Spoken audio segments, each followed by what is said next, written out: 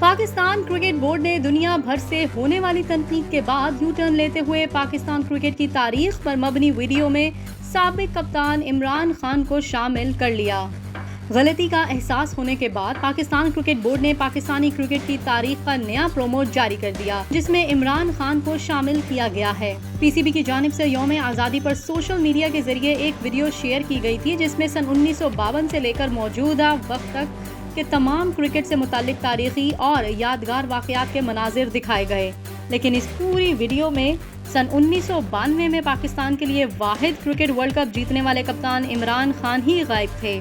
جس پر صارفین نے پی سی بی کو آڑے ہاتھوں لیا اور عمران خان کی غیر موجودگی کا گلہ بھی کیا۔ اس کے علاوہ شائقین نے پی سی بی کے پہلے پرومو میں ٹیسٹ چیمپئن شپ اور ویمنز ٹیم کی فتوحات نہ دکھانے پر بھی پی سی بی پر تنقید کی۔ تاہم شائقین کی جانب سے تنقید کے بعد پی سی بی نے پاکستان کرکٹ کی تاریخ کا نیا پرومو جاری کر دیا۔ نئے پرومو میں عمران خان کی ویڈیو اور تصاویر بھی لگا دی گئیں۔ نئے پرومو میں عمران خان کو ورلڈ کپ ٹرافی اٹھاتے دیکھا جا سکتا ہے۔ پی سی بی کی جانب سے جاری نئے پرومو میں پاکستان ویمنز ٹیم کی ایشین گیمز میں جیت کا بھی ذکر شامل ہے، جبکہ ندا ڈار کے 100 وکٹوں کا ریکارڈ بھی نئی ویڈیو میں شامل کر لیا گیا ہے۔ اس کے علاوہ پی سی بی نے مصباح الحق کا ٹیسٹ میز اٹھانا بھی نئی ویڈیو میں شامل کر لیا، جس کے بعد شائقین کا پی سی بی پر غصہ ٹھنڈا ہونے کی امید ہے۔ واضح رہے کہ پی سی بی کے چیئرمین ذکا اشرف پاکستان پیپلز پارٹی کے رہنما سابق صدر آصف زرداری کے قریبی دوست اور پی پی پی سینٹرل ایگزیکٹو کمیٹی کے رکن بھی ہیں، اور اسی تعلق کی وجہ سے انہوں نے عمران خان کو ابتدائی پرومو میں شامل نہیں کیا تھا،